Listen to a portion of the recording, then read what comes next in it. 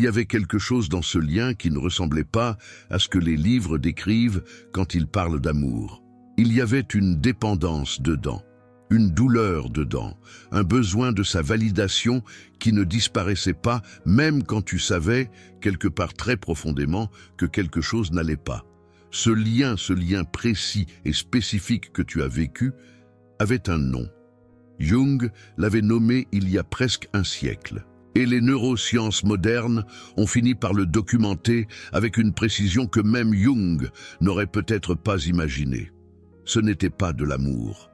Et dans les prochaines minutes, je vais te montrer précisément comment Jung appelait ce que le narcissique t'a fait. Et pourquoi ce nom change tout sur la façon dont tu regardes cette relation. Parce qu'il y a quelque chose que peu de femmes comprennent quand elles sortent d'une relation narcissique, quelque chose qui les maintient dans une confusion douloureuse parfois pendant des années. Elles se demandent si c'était de l'amour ou non. Elles se disent que ça ne ressemblait pas à de l'amour, mais que parfois, pendant certains moments, ça y ressemblait tellement. Et cette ambivalence, cette impossibilité de trancher, les maintient dans quelque chose entre le deuil et la colère, entre la nostalgie et la honte d'avoir eu de la nostalgie. Et cette ambivalence a une explication. Elle a un nom. Et ce nom, une fois entendu clairement, libère quelque chose. Ce que le narcissique t'a fait n'était pas de l'amour. Jung l'appelait autrement. Et je vais te montrer exactement ce que c'était. Je connais cette confusion. Je l'ai vécue. Des années à me demander si ce que j'avais vécu était de l'amour raté ou pas de l'amour du tout. Et cette question, je me la posais parce qu'elle comptait, parce que la réponse avait des implications sur ce que j'avais été pour lui, sur ce qu'il avait été pour moi, sur ce que j'avais donné et sur ce qu'on m'avait rendu.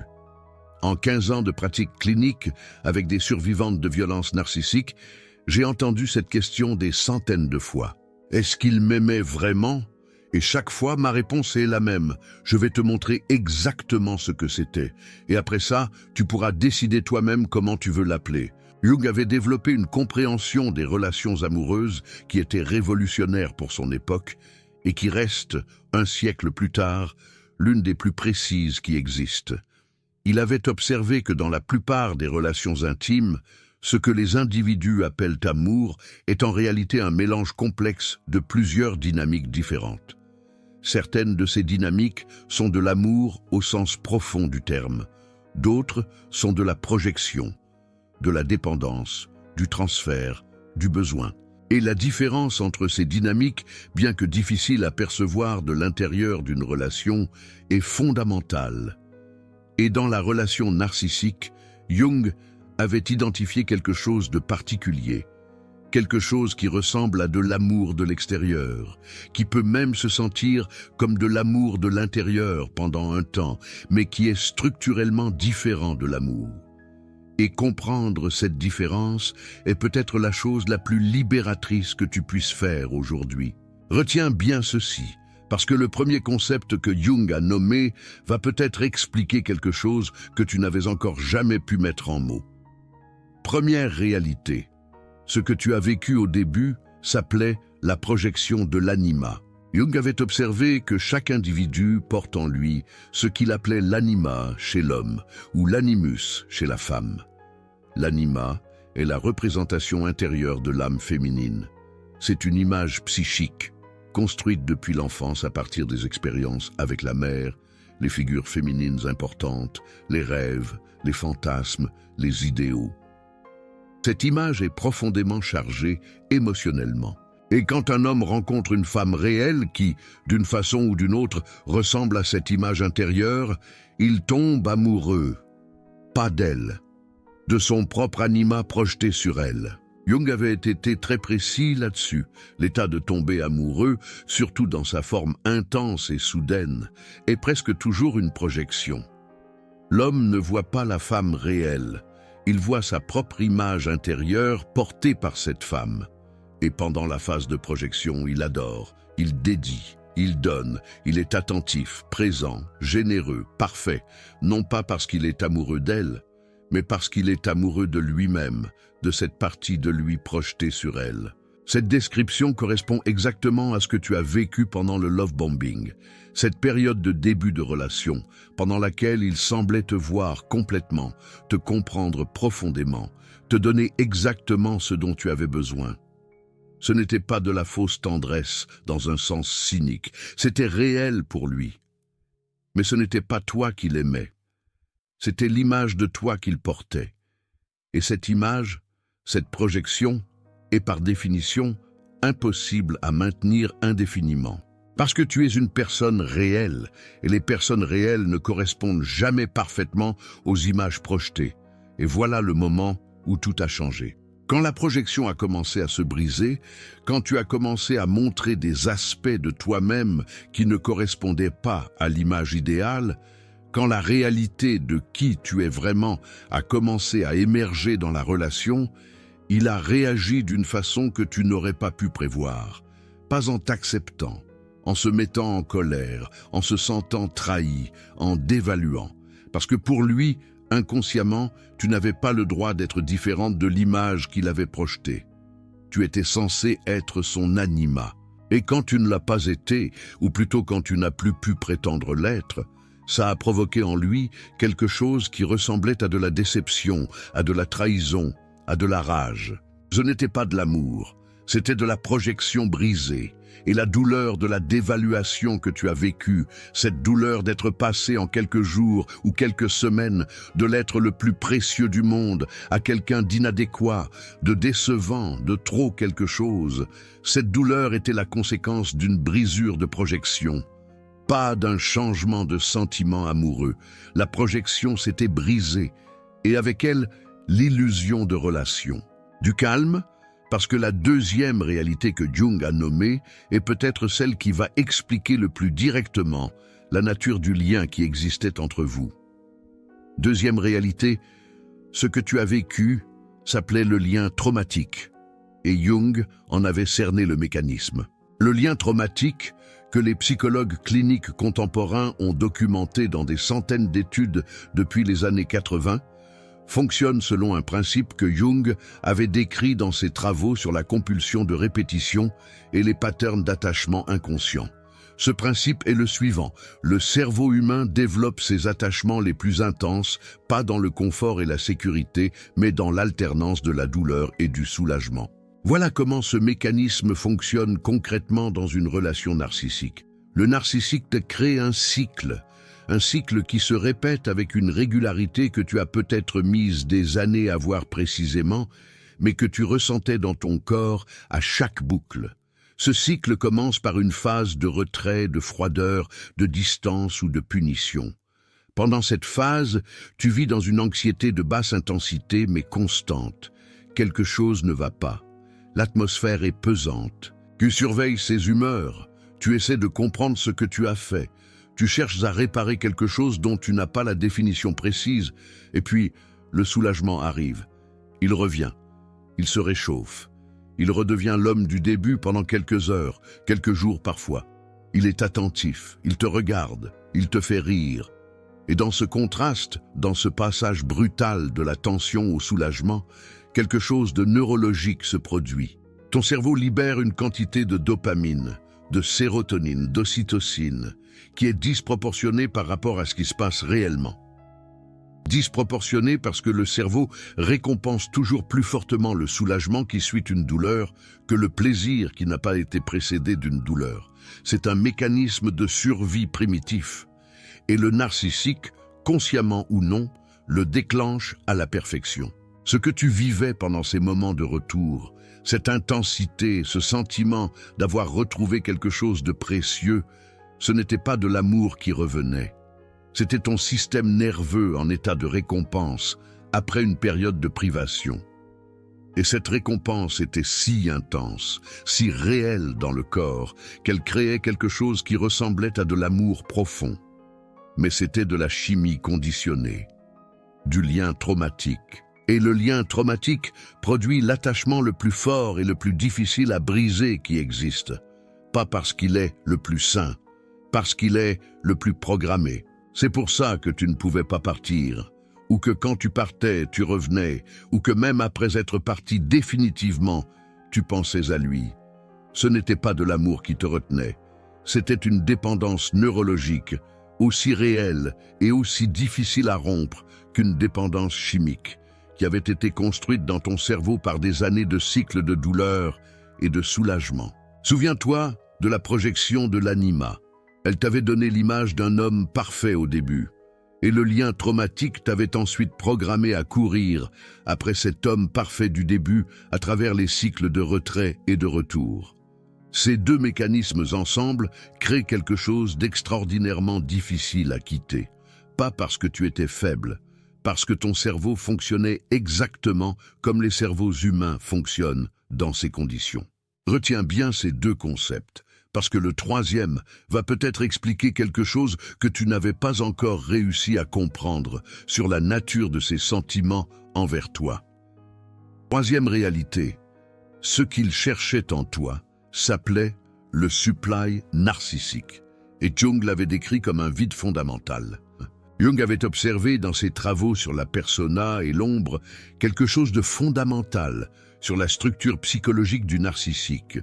Il avait observé que le narcissique souffre de ce qu'il appelait une fracture entre la persona, ce masque social brillant, confiant, charmant, et l'ombre, ce fond de honte, de vide, d'insécurité profonde qui constitue son expérience intérieure réelle. Et cette fracture crée un problème permanent, urgent, impossible à ignorer.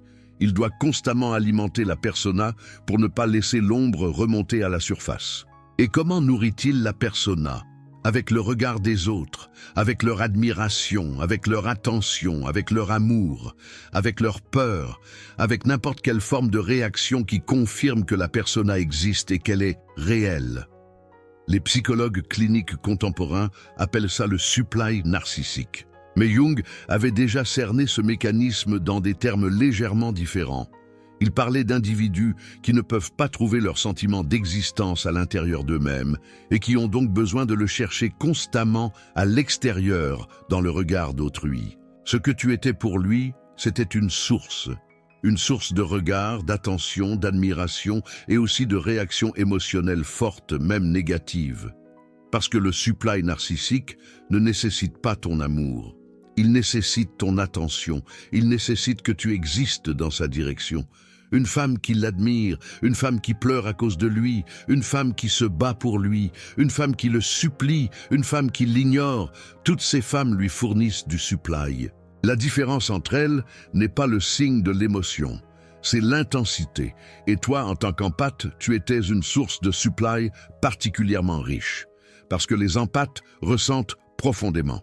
Parce que leur réaction émotionnelle est visible, authentique, intense, parce qu'elle s'engage vraiment. Et cette authenticité émotionnelle est exactement ce dont le narcissique a besoin pour se sentir exister. Ce n'était pas de l'amour, c'était de l'exploitation, pas dans un sens juridique, dans un sens psychologique précis. Il utilisait ta capacité à aimer comme carburant pour un vide intérieur qu'il ne pouvait pas remplir lui-même. Et voilà quelque chose que je veux que tu entendes. Pas la partie sur toi comme source de supply, cette partie-là, je sais qu'elle fait mal, mais la partie sur lui, le fait qu'il ne pouvait pas remplir ce vide lui-même. Le fait qu'un individu qui a besoin du regard constant des autres pour se sentir exister est un individu profondément appauvri psychologiquement. Jung avait écrit que ceux qui ne peuvent pas trouver leur centre en eux-mêmes sont condamnés à le chercher dans les autres. Et cette recherche ne produit jamais ce qu'ils cherchent vraiment, parce que ce qu'ils cherchent ne peut pas venir de l'extérieur.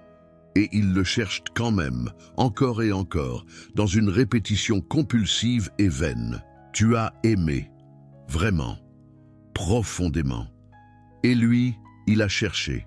Et cette différence entre aimer et chercher est peut-être la différence la plus importante que tu puisses comprendre sur ce qui s'est passé entre vous.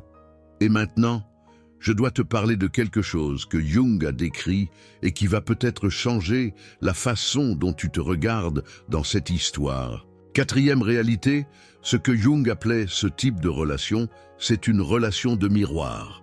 Et ce miroir t'a montré quelque chose de vrai sur toi, pas sur lui.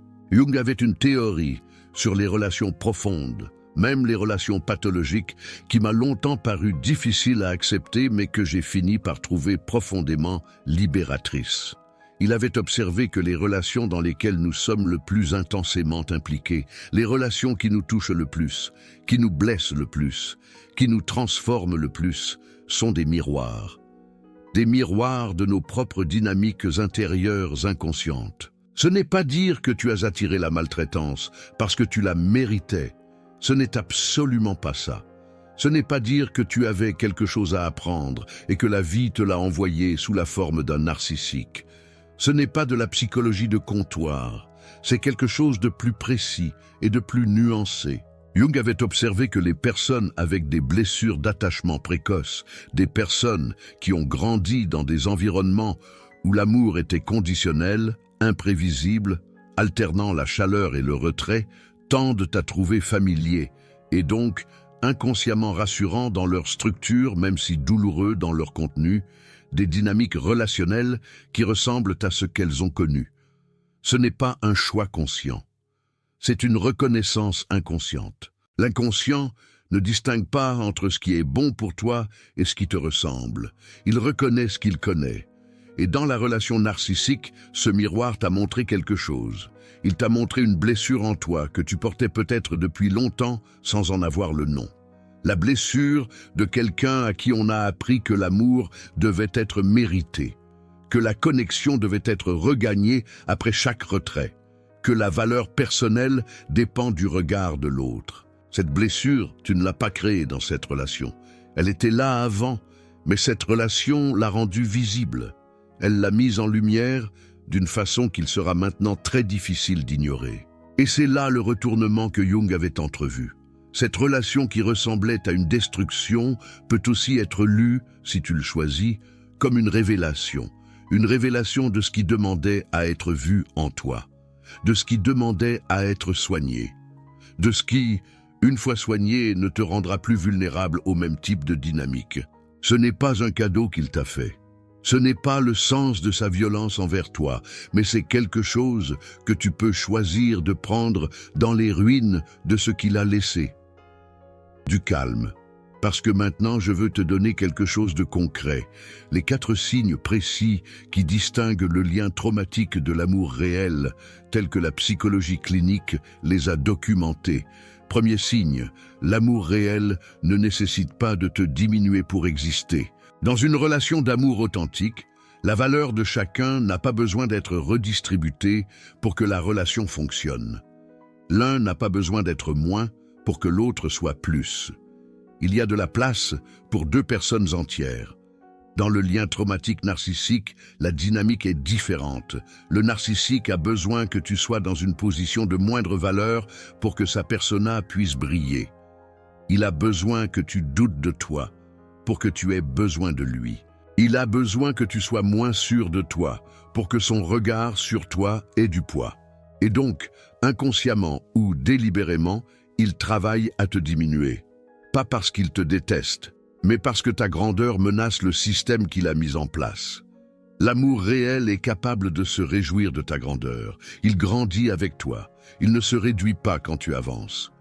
Deuxième signe, l'amour réel ne produit pas de la peur comme mode de fonctionnement principal. Si dans ta relation, tu marchais sur des œufs, si tu calculais tes mots avant de parler, si tu anticipais ses réactions avant d'agir, si tu avais développé une surveillance constante de son humeur comme mode de fonctionnement quotidien, ce que les psychologues cliniques appellent l'hypervigilance relationnelle, alors ce que tu vivais n'était pas de l'amour.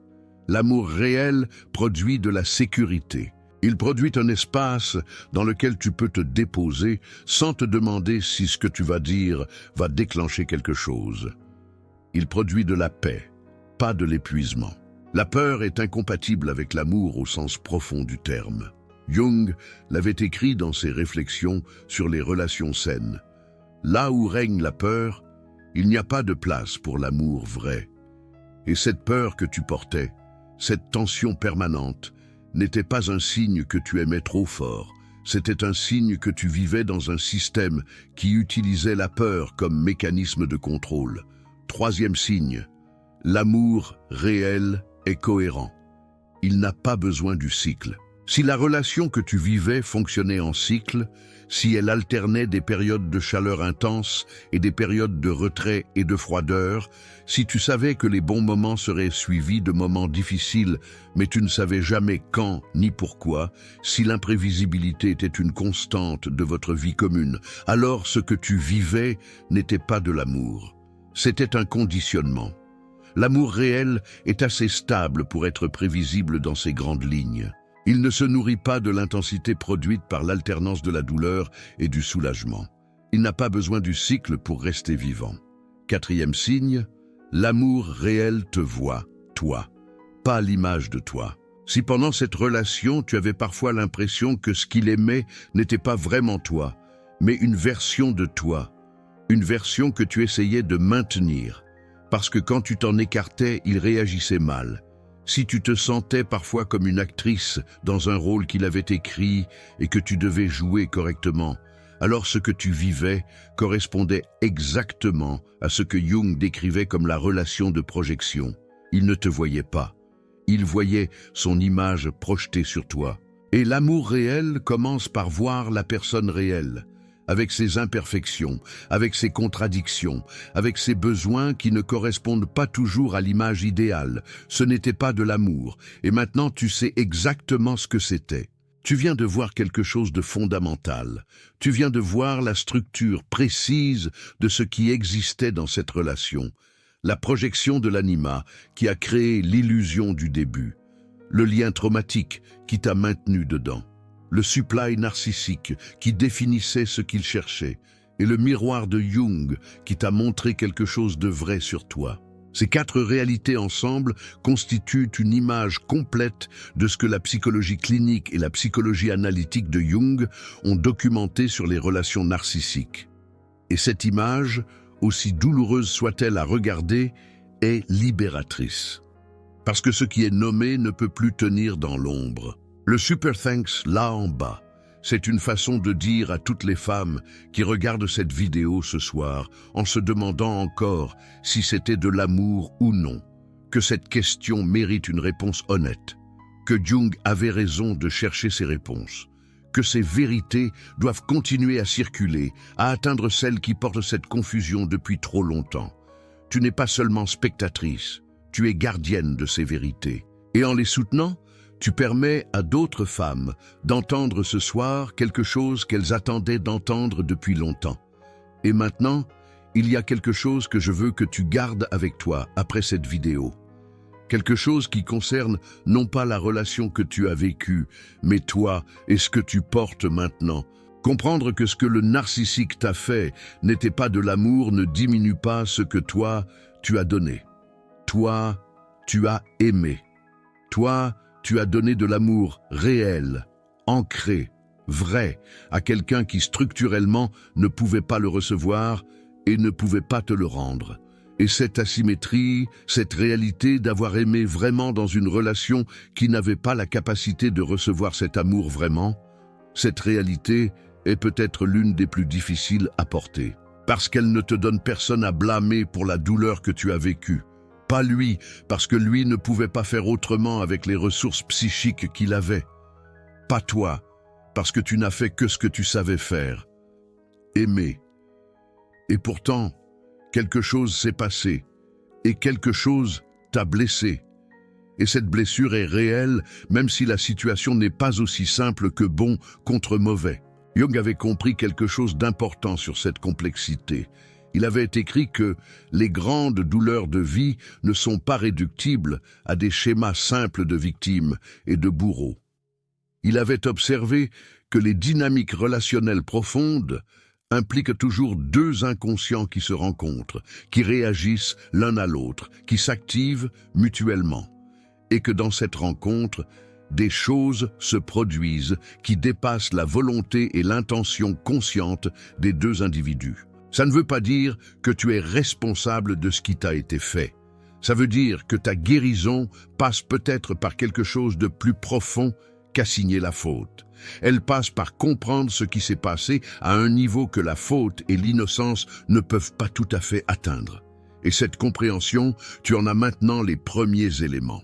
Ce que le narcissique t'a fait n'était pas de l'amour, mais l'amour que tu lui as donné était réel, et cet amour te dit quelque chose de précieux sur qui tu es, sur ta capacité à t'engager vraiment, sur ta profondeur émotionnelle, sur ta disponibilité à l'autre.